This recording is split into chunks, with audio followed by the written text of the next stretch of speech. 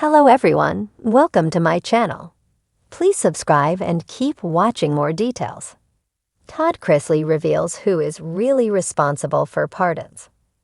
Reality television star Todd Chrisley is sharing who he feels is truly responsible for him and his wife being pardoned. They were locked up in January 2023 and ultimately freed in May 2025. So who was behind all of this? Keep reading for more details. Todd Chrisley reveals who is really responsible for pardons. Since Todd Chrisley and his wife, Julie Chrisley, were sentenced to a collective 19 years behind bars, the fight was on. They headed to their respective prisons, Todd in Pensacola and Julie in Kentucky. All the time that they were away, their daughter Savannah Chrisley stood firm by their sides. She made it her mission to get them freed, or at the very least, their sentences significantly reduced. At the same time, she was raising her two younger siblings and ensuring they were safe and happy.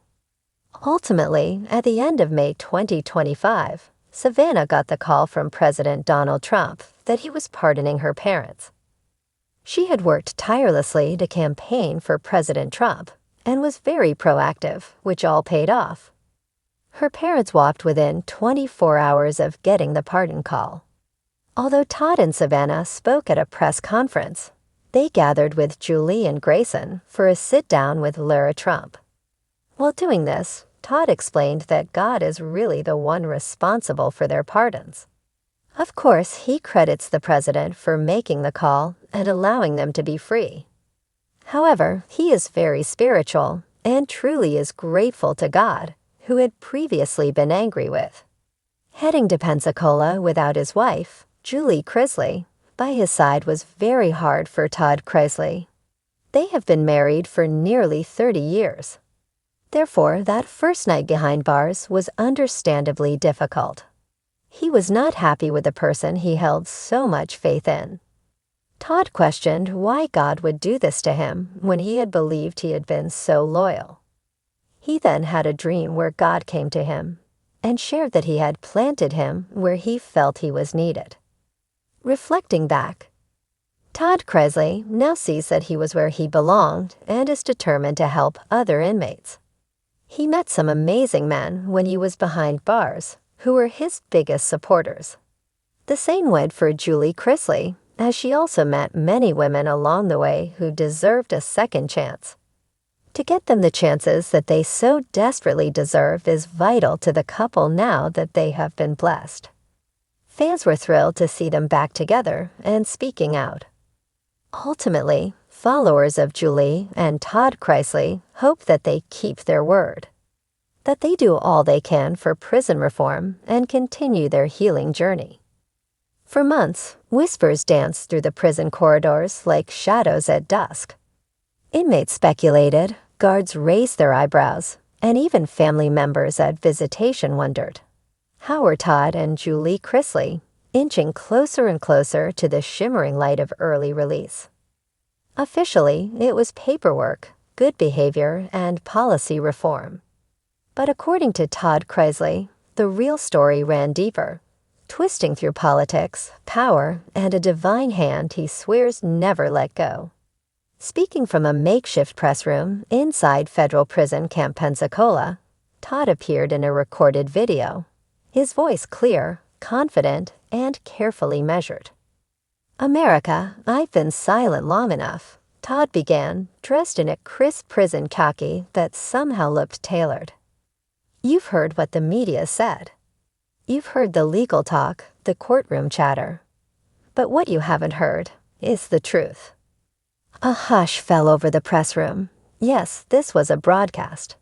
Not one for legal speak or vacants. Todd leaned forward toward the camera, his eyes gleaming with that same sharp charisma fans had come to know on Chrisley Knows Best. "The real reason Julie and I are looking at possible early release," he said, "it's not just good behavior or some miracle policy change. It's about influence. It's about loyalty, and it's about faith." He took a long pause, strategic. Then let me tell you about a man named Thomas Barron. No one watching had ever heard that name before. Not on CNN, not on Fox, not on TMZ. But in Todd's world, Thomas Barron was the key to the locked gates. Thomas was a quiet aide to a very loud man, Todd said cryptically, refusing to name names. You wouldn't notice him in a crowd, but you should. Because that man believes in redemption. He believed in Julie and me. His incarceration, and Todd had leaned into faith and connection like a man drowning clings to driftwood. Not just any faith, Todd took to ministering inside the prison walls. Bible studies turned into strategy sessions. Inmates weren't just fellow prisoners. They were his congregation, his audience, his network. I started hearing rumors about a list, Todd continued. Not the public one. The real list, names being considered for pardon or commutation. Julie and I weren't on it, but I had a voice, and I made sure someone important heard it. Enter Barron. According to Todd, the aide had once worked closely with a powerful political figure, one who remained unnamed but unmistakably influential. Barron, intrigued by Todd's transformation, started visiting. At first, he came under the pretense of spiritual support, but those visits turned into strategy meetings. He didn't care about reality TV, Todd said with a smirk. He cared about justice reform, and he believed we were collateral damage in a bigger game. Barron reportedly brought Todd's case to a private circle of advocates, some linked to political PACs, others with deep ties in Washington's undercurrents. According to Todd, one such figure had direct access to the presidential pardon attorney's office. But don't get it twisted, Todd warned, raising a finger. This isn't about bribes or politics. This is about redemption. I wasn't asking to be released because I'm famous. I was asking because I'm changed. Then came the twist no one expected. Todd claimed that his daughter Savannah played a crucial role behind the scenes. Not only had she spoken with advocacy groups, but she had also held private conversations with the office of the First Lady, leveraging her own media platform to make the case for clemency. You think Savannah was just posting bikiness and makeup tutorials? Todd grinned. She was on the phone with people who shape history. My girl became the mouthpiece for a movement. Julie's role, according to Todd, was quieter, but no less powerful. Letters. Dozens of them. Written to victims, to senators, to faith leaders. Julie poured her soul into apologies and pleas for understanding, not just for herself, but for a broken system. She told the truth about who we were, about who she was, and it touched hearts in places we never imagined, Todd said, voice catching slightly. The final piece, prayer, always prayer. Look, I know some of y'all think I'm full of it, but when I was at my lowest, when I thought no one was listening, God was. And he brought Thomas Barron. He brought advocates. He brought people who still believe in second chances. Whether or not you believe Todd Chrisley's tale, it's hard to deny its cinematic quality.